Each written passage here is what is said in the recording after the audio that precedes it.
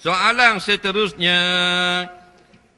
Mami saya suka, suami saya suka tengok filem lucu.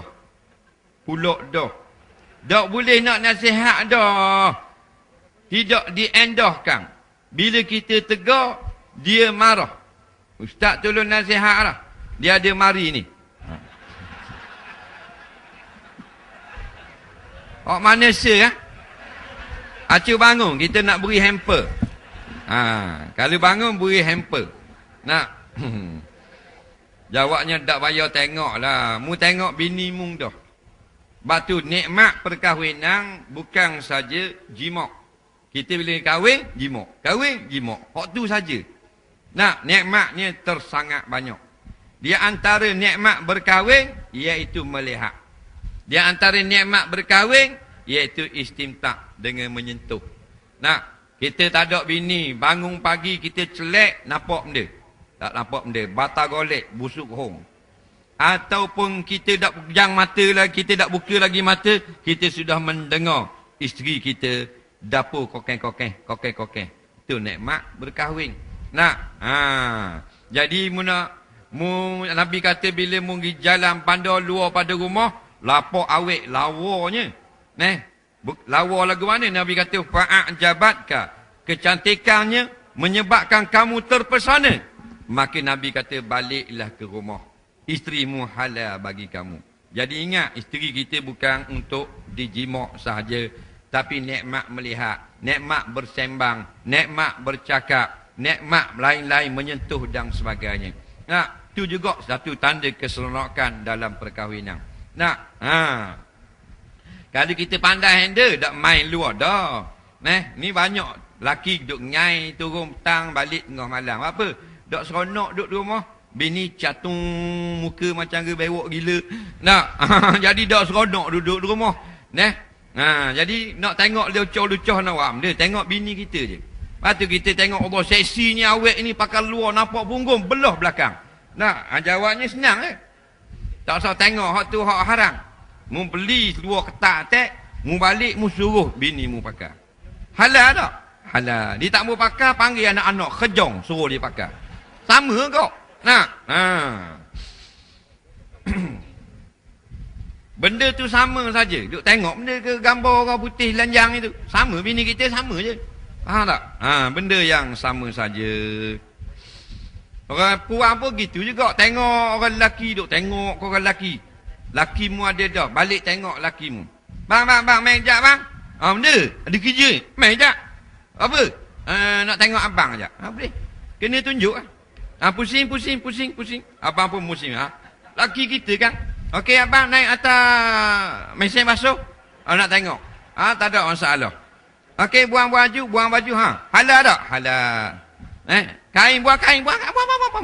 Halal juga. Waktu orang nikah. Nak? Tapi kalau duduk rumah tok tua dia buat gitu. Faham tak? Takut tok tua buat attack.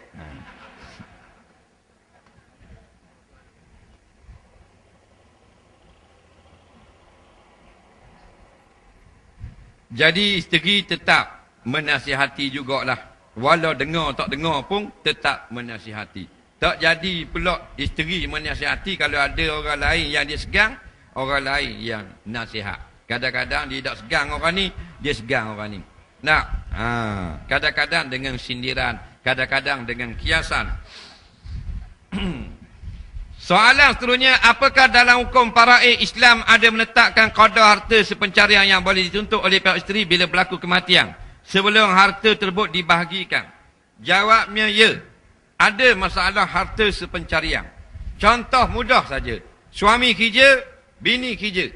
Maka laki beli katil, bini beli tilang. Laki beli mesin basuh, bini beli dapur. Laki tambah vacuum modek, bini beli pintu dapur. Lama-lama 10 tahun, 20 tahun berumah tangga, banyaklah barang. Bila banyak barang, berlaku perpisahan contohnya. Maka kena ambil balik barang masing-masing. Nak ambil warna resik, tak ingat dah, tak tanda itu. Bila tak tanda, kata ulama'-ulama', hendaklah atas jalan tasamuh. Tasamuh ni berlebih kurang bagi dua. Itu cerita dia. Yang tak ada harta sepencarian ni, semua suami beli. dan isteri tidak bekerja dan tidak membantu suami dalam urusan rumah tangga, maka semua harta suami. Soalan seterusnya, saya nak beramal dengan 99 nama Allah. Masalahnya, bolehkah saya belajar dari buku yang dibeli? Bila terdapat muskil, baru saya rujuk kepada ustaz atau tok guru. Jadi nama-nama Allah, Asmaul Husna, ditengok dalam buku, dia pun baca, dia amal. Maka boleh tak gitu? Boleh. Sebab nama-nama Allah, dia telah diterjemahkan bawah dia. Benda makna Ar-Rahim, yang kasih sayang. Benda makna Ar-Rahman, yang sangat pemurah. Dan amalan dia, dah dua. Yang pertama, kita buat sebagai zikir. Nak sebut Asma' Husna. Yang kedua, kita tengok maknanya. Bila kata Ar-Rahman, Tuhan sangat pemurah, Tuhan sangat kasih sayang, maka jangan putus asa dari rahmat Allah. Bila kata Tuhan ni maknanya Al-Qadir, yang berkuasa, kita pun boleh buat kata Al-Qadir, Allah Qadir, Allah Qadir. Tak payah ambil dengan guru pun tak apa. Kerana benda tu mudah. Begitu juga dalam pelaksanaan harian. Al-Qadir makna Tuhan yang sangat berkuasa. Maka segala kerajaan yang ada atas muka bumi ni lemah belaka. Aku tak takut belaka. Sebab aku dengar dah sebutir tadi. Al-Qadir, yang berkuasa Allah Ta'ala. Hak lain, tak rok cetong belaka. Saya pernah nazar nak puasa sunat setiap Jumaat. Masalahnya saya rasa terlanjur, silap lah. Boleh tarik balik tak? Jawabnya, hendaklah membayar denda. Tak tarik balik tu bayar denda. Iaitu puasa 3 hari. Darah nak puasa. Beri makan 10 orang miskin. Sebuku nasi buku sudah memadai dengan tapping segajuk. Atau air segajuk. 10 orang. Niat, inilah kafarah. Denda nazar aku. Maka hilanglah nazar dia. Soalan seterusnya. Sepanjang sepasang suami isteri telah bertekeng.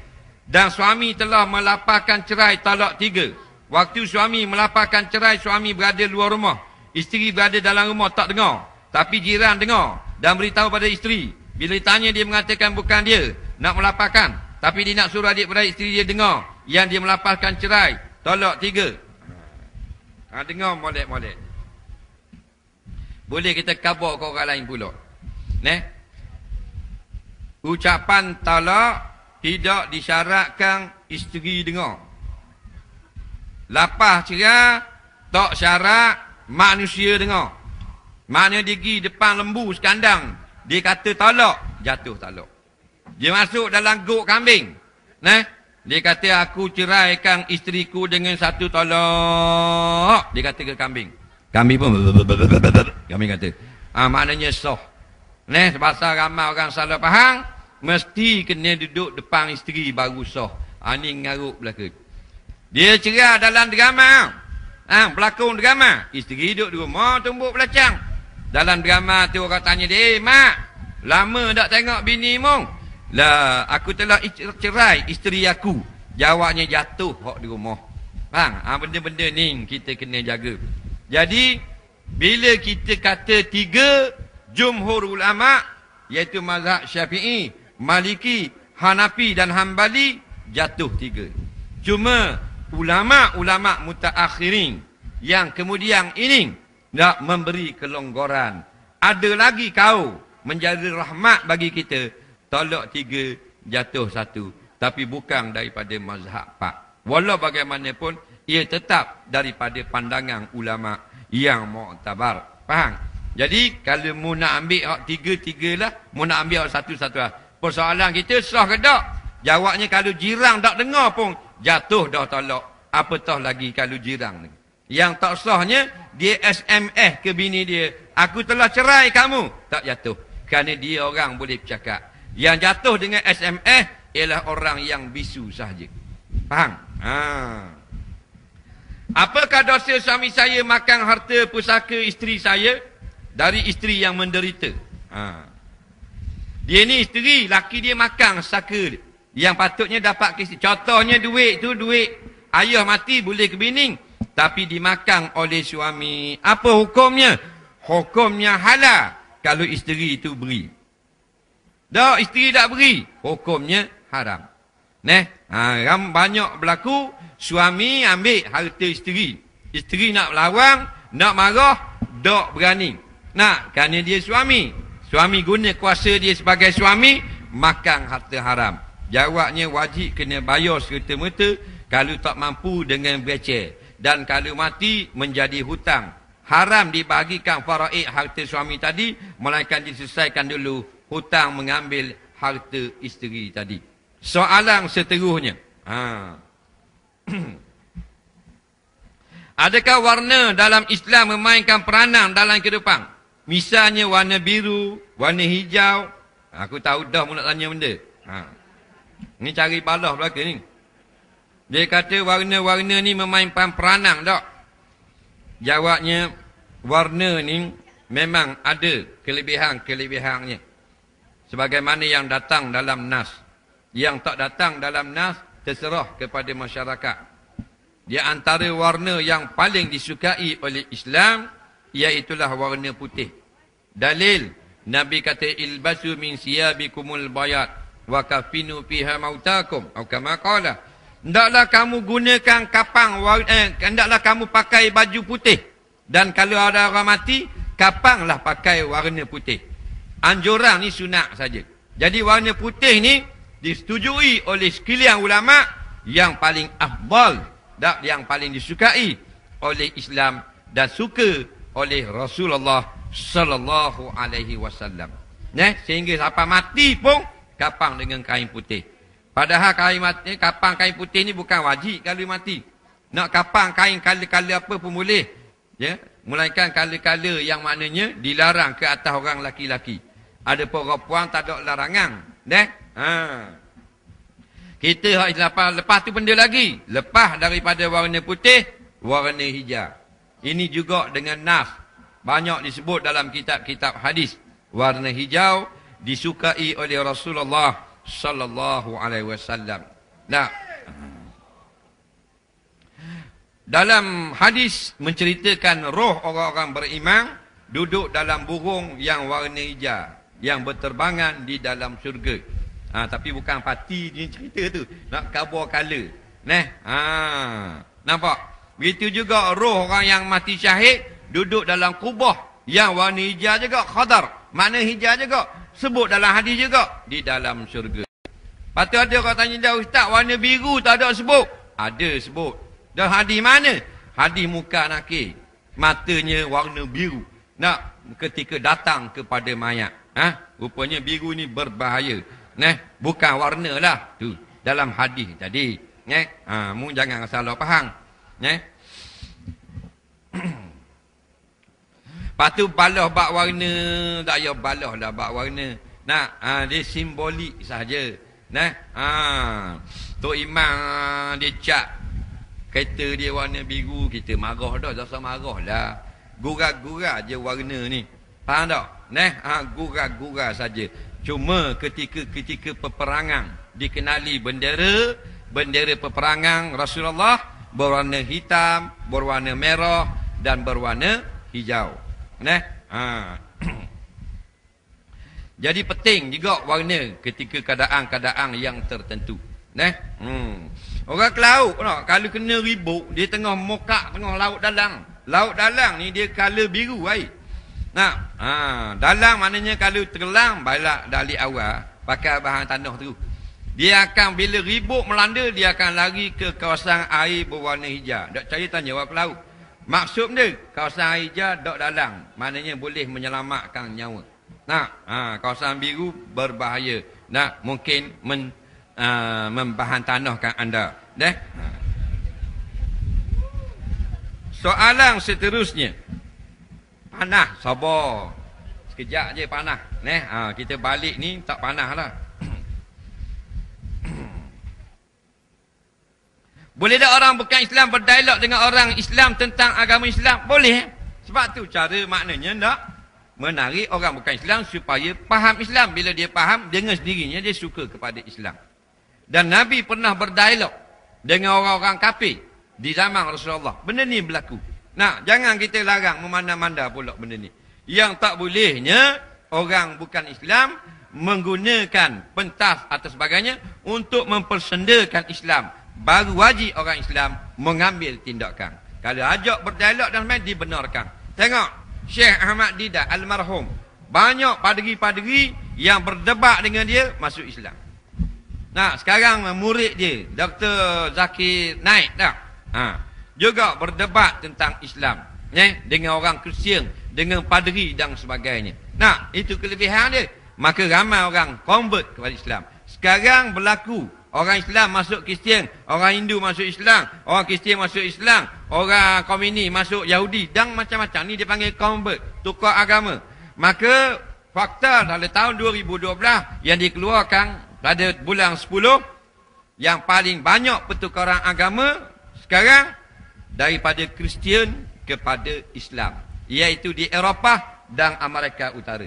Nah, sebab itulah oleh kerana ramai sangat orang Kristian masuk Islam di Jerman, di Belanda, di Sweden, Finland, Norway, di Austria, di Perancis, Sepanyol, Portugal, Itali. Banyaknya orang Kristian masuk Islam. Akhirnya mereka jadi kalau dah kerti nak buat benda, buat komik hina Islam, buat filem hina Islam. Pasal nak lawan tadi, sakit hati orang Kristian semakin ramai masuk Islam. Sebab apa? Sebab ramai pendakwah-pendakwah Islam yang bersemuka dengan paderi, dengan bijak pandai Kristian. Dan ada yang berdakwah berjalan di bandar-bandar di London, di Paris, berjalan untuk berjumpa dengan siapa saja, letak di dada tu kertas untuk berbincang dengan tentang agama Islam. Siapa nak, tahan, berhenti, cakap. Akhirnya masuk Islam. Ni kerja-kerja dia. Soalan seterusnya.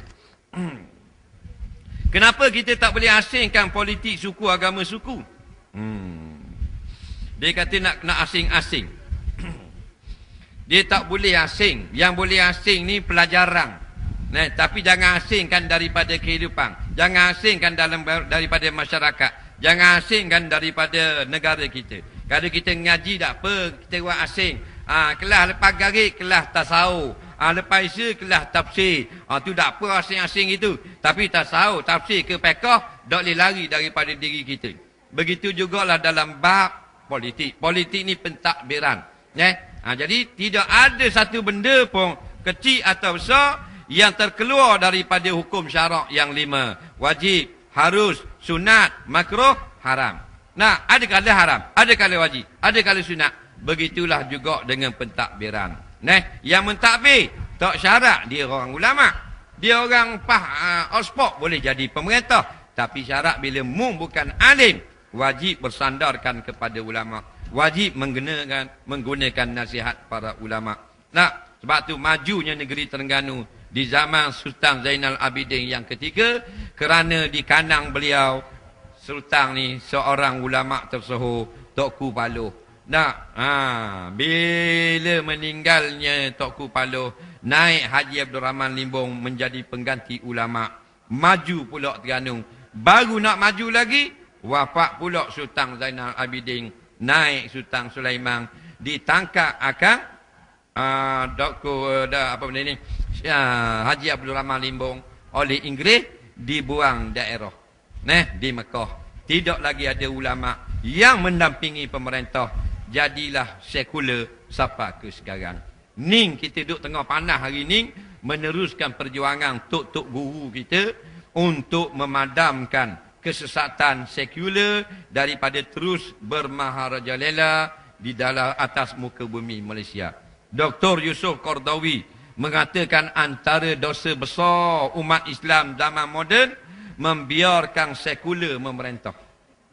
Kita lock dak buat benda sekular kata. Sekular ni daripada ajaran Kristian yang maknanya berbalah dengan padrinya sendiri. Akhirnya mengeluarkan suatu fatwa, ma li Kaisar wa ma li Isa li Isa. Bak merintah kita ikut kerajaan, bak ukur akang kita tengok kitab Injil. Agama suku Injil. Bak merintah politik suku kita ikut raja. Kekal sampai sekarang politik suku, agama suku, cabang daripada agama Kristian. Nak tak kita mati dalam keadaan ikut cabang agama Kristian? Na'udzubillah. Soalan seterusnya. Koho panah soalan. Koho panah kepala kita. Aurat antara orang dewasa dengan kanak-kanak. Apakah hukum merempit? Hukum merempit. Jadi rempit ni sebenarnya masih lagi umum maknanya. Iaitulah berlomba laju-laju. Ataupun bergarak ramai-ramai. Yang sepatutnya rempit ni nak kena kepada definisi. Iaitulah lumba haram. Yang menyusahkan orang ramai. Dan seumpamanya. Jadi kalau gitulah hukumnya haram. Umpama hidup congek mutu. 3-4 buah di tengah jalan. Sehingga orang lain kena berhenti dan sebagainya. Di situ jadi ditegah oleh syarak. Tapi dia masuk parit tu. Dia berlatih tu. Tak ada orang. Hidup congek mutu. Lepas tu ganggu orang tak? Tak. Tidak haram. Jadi tengok. Mak-mak rempit kita. Bila dia dengar. Dia boleh beza dah. Jangan siapa jadi haram. Faham tak? Berlomba, dia berlomba, tak ada orang, berseorang dia. Tak ada orang. Lepas tu ada orang, dia jaga. Supaya tidak mudarat kepada orang. Maka ulama' kata tak haram. Cuma, kalau dengan selipar, pakai luar pendek, baju panah pagoda, lepas tu bawa laju, boleh menyebabkan mudarat kepada diri, maka takut-takut jadi haram. Jadi tengoklah, abang-abang superbike kita, pakai boot, pakai shoe, pakai kasut, pakai kebla, pakai sarung tangan. Comel lagi tu. Sebab rebah dia gesek gitu saja. Ni gak baju panah. Ada kita jumpa orang ni pakai kain pelekak. Nerak. Kain kepala. Muju bakal lo dalam. Dah kita ikut belakang kereta kain kakak. Ni nerak kain pelekak. Nampak gua ni ke dia. Jadi situ. Jangan siapa nak ni merempit yang diharamkan oleh Allah. Jadi kalau berlatih-berlatih kat tak ada orang pandai main buat stang dan sebagainya, boleh cari makan gitu. Kita ada kenal 2 orang stang. Dia stang motor KTM.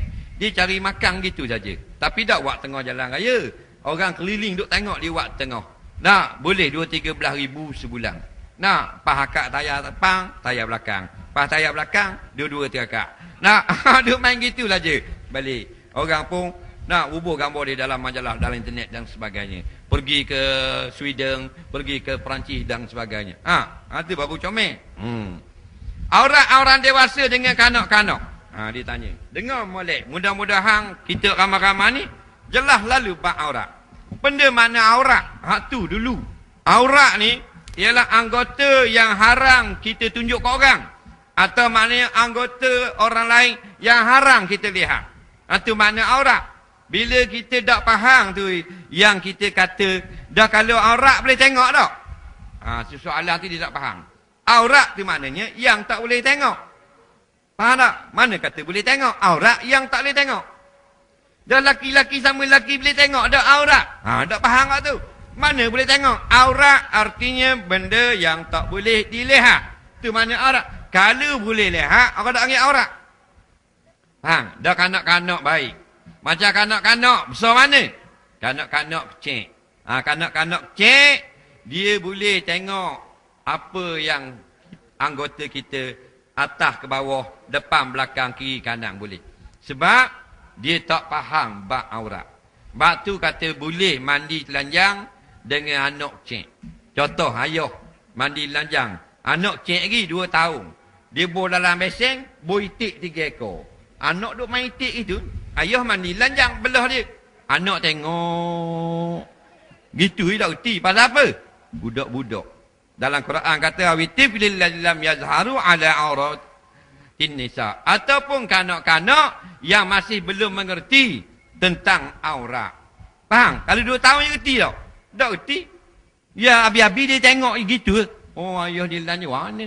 Itik sini 3 ekor. Tengok pula. Faham? Gitu saja.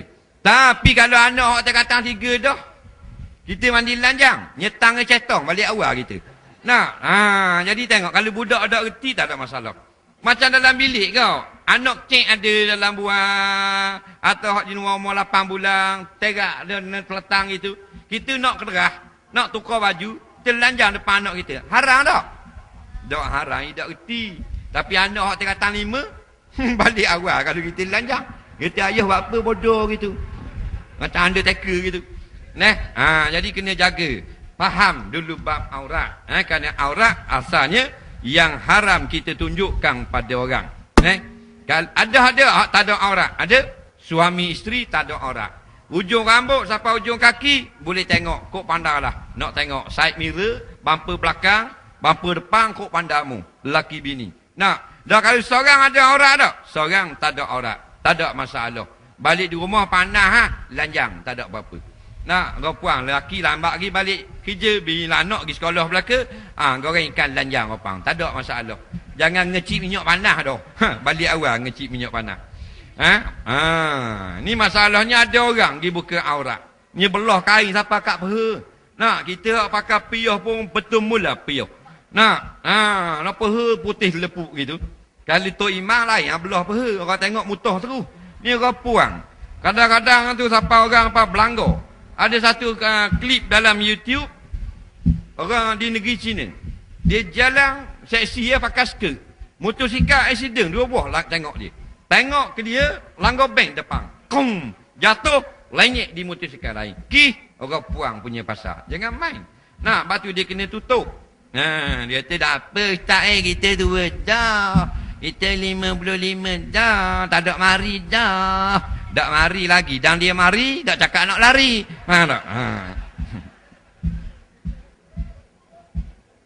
Soalan yang terakhir pada tengah hari ini. Ayah mertua saya masih hidup. Dia tukar nama tanah tempat dia duduk dengan nama suami saya. 3 tahun dulu. Sekarang dia nak tanah dia balik. Dia suruh suami saya tukar nama atas nama anak perempuan dia. Apa patut saya buat? Dengar molek soalan baru faham jawapan.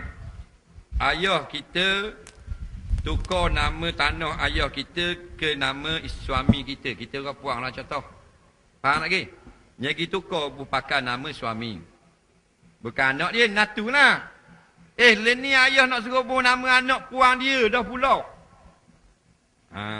Jawabnya dengar molek.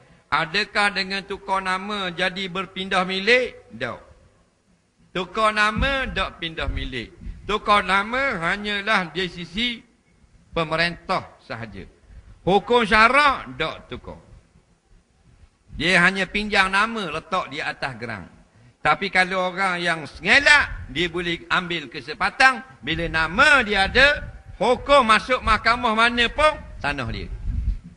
Faham? Yang jadi milik bukan tukar nama. Ayahmu beri dah lagi kepadamu. Ayah beri dah ke menantu. Bila beri dah, hukumnya menjadi milik menantu. Tak ada orang lagi boleh jual, melainkan menantu. Ayah kata aku minta balik. Tak wajib pulang balik. Yang boleh ambil balik harta yang diberi, seorang saja atas muka bumi. Dengan nas, 2 orang dengan kias. Siapa? Ayah saja. Nabi kata haram kita ambil balik kalau wi barang korang. Melainkan ayah ambil balik kalau wi ke anak. Faham? Ayah wi dah ke anak motosikal. Anak buat berlomba tak pergi setarang sekolah. Ayah pun ambil balik. Ayah nak buat berlomba. Faham tak? Tak apa. Pasal apa? Pasal ayah dengan anak. Ulama kias pula. Dah mak. Ada ulama kata mak pun termasuk. Kalau mak wi dah barang ke anak, boleh ambil balik. Wi tanah apa boleh ambil balik. Yang ketiga ulama kias, toki. Toki wi dah ke cucu, boleh ambil balik juga. Hak lain, hukumnya kekal jadi hak dia. Dalam soalan ni, ayah wi ke, mertua wi ke natu, maka tak boleh ambil balik. Cuma bagi menantu tu, bukan tanah dia asal, tanah ayah. Dah beri dah dulu nak minta balik, wi baliklah hak orang. Walaupun hukum syarak, hak mudah. Tak, biarlah. Tak usah makan lah kata dia. Dah dia pun nak ambil balik. Faham tak lagi? Mudah-mudahan sedikit info yang kita terima pada hari ini membantu dalam kehidupan kita menjadi hamba-hamba Allah yang soleh. Sekarang ni panah. Panah apa? Hak panah atas kepala tu panah dah. Panah dekat dengan pilihan raya. Semalam kita ngajar di Masura Pok Tuju. Orang duk buat jalan. Tengah nak ngajar tu, tengah nak buat jalan. Kata bak apa pula nak buat jalan. Nak baru ni tak ada, bukan kata tengah ngajar siang hari dah wak jalan. Tapi le ni jadi nak wak jalan dah pula. Dengan lori-lori apa semua. Nak, kita semeh suti, lari dengan lori-lori lalu. Senyap terus. Nak, faham tak apa le ni wak jalan? Ini masalahnya. 5 tahun sekali baru ayah balik. Tengok anak-anak. Lepas tu wak lolok dukung anak. Cak, wak main anak 5 tahun sekali. Lepas tu masa tu jek atas dada ayah biar terletang. Faham tak? Ini pelik. Menunjukkan bahawasanya ada orang nak lagi mengekalkan kuasa. Dan kan negeri Terengganu, negeri yang kedua paling kaya dalam Malaysia. Faham tak? Tapi begini jadinya. Tadi naik, mula-mula naik Bukit Bauk Dungung, kita akan langgar keping seming yang jatuh atas jalan. Betul tak? Ada seming tengah jalan. Seming tu, kalau hari ni, 2001-2013, sudah genap hari lahirnya yang ke-9. 9 tahun dah seming tu duduk situ, tak ada seorang pun daripada pihak pemerintah nak perata buang, supaya orang tak langgar jalan dengan molek. Apatah lagi lah kalau hak dalam-dalam kampung. Sedangkan tu jalan utama. Betul-betul nak naik Bukit Bauk ada seming. Nak kalau kereta sampai siri keraku jadi. Dah kalau potong sagar gigi jatuh atas riba terus. Nah, inilah negeri yang kedua paling kaya dalam Malaysia. Divider tak mampu dicap di keseluruh Bandar Paka, Setiu, Besuk dan Kuala Terengganu. Dan jalan Kuala Terengganu ke Kuala Berang, sampai ke Batu 10, di Batu 12, di Yang Guling dan sebagainya. Ada tengok orang tengah buat kerja, tutup jalan setengah, buka kot ni, tutup kot ni. Nak letak kong. Kong tu sudah masuk tahun yang ke-6. Ada tak orang buat jalan 3 km 6 tahun tak siap? Di negeri lain, 1 hari 1 km. 1 hari 1 km. Kita 6 tahun 1 kilometer pun tak siap lagi. Ada kong yang sudah tak nampak ditutup oleh rupuk. Apa benda pemerintah buat? Ini bukan bab politik. Ini wajib mencegah kemungkaran. Duit yang berbilion-bilion benda ada. Jalan ke Ketel berlubang-lubang kali. Kita mari daripada ni kalau Malang naik atas divider terus. Ayah Haji naik atas divider. Dia ingat kata rumah dia tak divider. Dah lah pasal apa? Gelap, tak ada lampu, divider tidak dicap dan sebagainya. Bapa tak ada peduli, itu nyawa rakyat. Nyawa rakyat sudah tidak ada nilai. Ikut pandai nak buat gua ni. Dan negeri Terengganu ni lah negeri yang pertama dalam planet, 8 buah planet yang tuang minyak tar ketika hujan lebat. Ketika di Afrika cawak getel, tak pakai baju buat jalan, tutup dengan daun jagung dengan Angry Bird. Tapi bila hujan duduk berehat belakang, dia tahu dah hujan dengan minyak tar memang baloh. Tapi di Terengganu lah dalam antara 8 buah planet yang tuang minyak tar tengah hujan lebat. Kita nak tak pembaziran ini berlaku. Bila siap langit, lori 2 kali lalu cabut habis tubik minyak tar. Nak, siapa beruk heran tengok, beruk.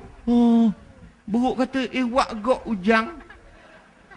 Mana beruk lebih cerdik daripada kontraktor.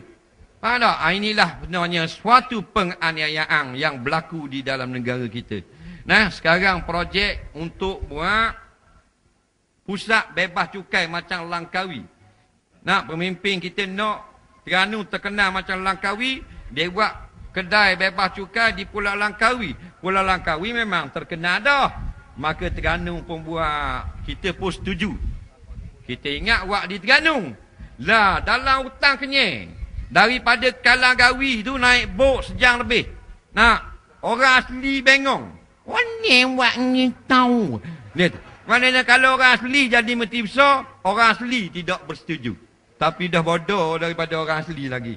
Inilah yang berlaku. Katung-katung sungguh. Nak, dalam keadaan kita kelaparan, tak ada pitih nak makan, dia hidup sibuk makan dengan asa dia, 2 ekor dalam zoo. Nak, bewok ada 6 ekor. Nak, benda-benda gini sampai bila? Sampai bila kemudian merayu-rayu pula supaya rakyat terus memberi mandat lagi. Jadi-jadilah rakyat yang cerdik pula. Sudah 60 tahun. Nak, kita berilah pula kepada alim ulama.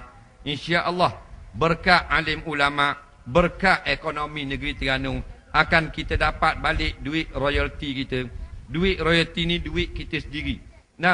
Mudah-mudahan selamat kita, berkat negeri Terengganu baru benar jadi negeri cantik, budaya menarik. Ni negeri cantik kepala otak apa? Lalu kok jalan Jerangah, nak balik ke Bukit Besi, naik Pai Siri macam naik kereta katok. Tu Pai Siri. Kalau naik Potong Sagar, bayang lubang ada lebih kurang 900 lubang. Ni orang kontraktor JKR khabar 900 lebih lubang. Kita dapat maklumat 900 lebih ada lubang. Jalan malang tak percaya terah lari 130. Jangan heran lubang. Ring 14,000 pun belok. Tuan-tuan kata 4,000. Ini masalah yang berlaku. Sampai bila jadi kita negeri yang termiskin di dalam dunia dan mempunyai jalan raya yang terburuk di dalam dunia. Negara yang pertama, negeri pertama yang tidak ada flyover. Negeri pertama yang membiarkan jambatan belum perang masih ada di dalam bandar. Negeri yang pertama tidak ada shopping kompleks. Terengganu lah. Kita nak beli stoken kena pergi Kuatang. Kena naik Kota Baru. Ada stoken Kuala Terengganu RM4.9. 2 kali terik, gelulung terus datang. Lepas, keletuk lepas. Naik Kuatang cari hak RM9. Siapa gitu semua. Lepas tu nak beli hak basikal, hak orang kaya tu, hak senang dalam rumah, tak ada di Kuala Terengganu. Tak ada. Yang ada di Mesremo. Bandaraya pesisir air tak ada. Kerana itu bandaraya Bawasir keluar air semua. Ni jadi kita nak balikkan pemerintah, tak kira lah pada siapa pun, orang yang cakna, orang yang memang tujuan nak memajukan negeri Terengganu. Bukan memajukan kapal layar, tapi memajukan kampung-kampung. Bukan bandar saja letak lapu, tapi darat-darat kampung-kampung biar juga lapu. Ni siang Tok Bila, bang subuh, kerja di anjing. Raboknya kekoh di anjing, betih Tok Bila. Dah gelak guguk pun dalam rak. Tok Imam pula, balik daripada surau semayang Isya, jatuhlah telaga terus ngemutu-mutu. Dah gelak guguk, dah nampak-nampak. Jadi takkanlah siapa tak lebur lapu. Kita negara yang mengeluarkan gas dan minyak. Negeri yang ada gas, ada ketel, ada telaga minyak, ada helikopter yang ambil orang kerja, hebat benar. Dah nak ubuh lapu pun tak mampu. Nak cak di beda pun tak mampu. Di beda pula hak buat di Bandar Paka. Dulu di beda, langgar di lori, tak pecah lagi. Lori pecah. Leni di beda di Bandar Paka, budak-budak nitah dengan basikal. Lebih hanya. Di beda nitah basikal lebih. Itulah negeri utuh. Jadi bukan kita nak hina Molek. Ini perkara mungkar. Kalau kita tak sebut, mu tak sedar. Bila mu sedar, kembalilah ke pakar jalan. Serahkanlah amanat ataupun kuasa kepada orang yang boleh bertanggungjawab di dunia dan di akhirat. Mudah-mudahan Allah beri kemenangan kepada Islam, kepada orang-orang yang nakkan keadilan, kepada orang yang benar-benar sayang kepada rakyat, untuk memajukan negeri Terengganu dan Malaysia khususnya. Allahumma ja'al jam'ana hadza jam'an marhuma wa ja'al tafarruqana min ba'di tafarruqan ma'suma. Allahumma la taj'al fina wala ma'na syakyan wala mahruma. Allahumma ja'alna fi hadzal yaumil mubarak minas su'ada'il maqbulin wala minal asqil mardudin. Allahumma anfiril mujahidina fi Suria. Allahumma anfiril mujahidina fi Malaysia. Allahumma anfiril mujahidi wal islam fi kulli makan. Rabbana atina fid dunya hasanah fil akhirati hasanah wa qina azabannar. Sallallahu sayyidina Muhammadin wa ala alihi wa sahbihi wasallam. Walhamdulillahi rabbil alamin. Assalamualaikum warahmatullahi. Takbir. Takbir.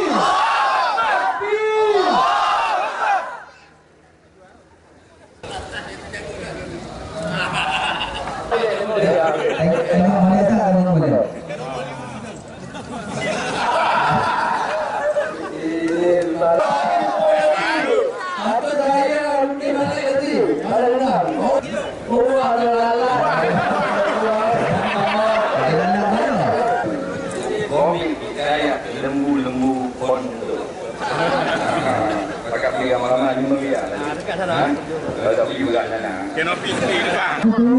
Inilah sama-sama makan ya. Kalau kita menjadi sahabatan banyak. Okey, kita akan lolong. Kita akan lolong.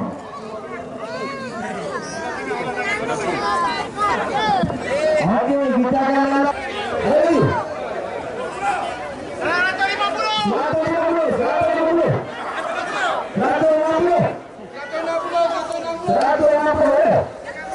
Boleh hari ni. 300,000. Okey. Takbir.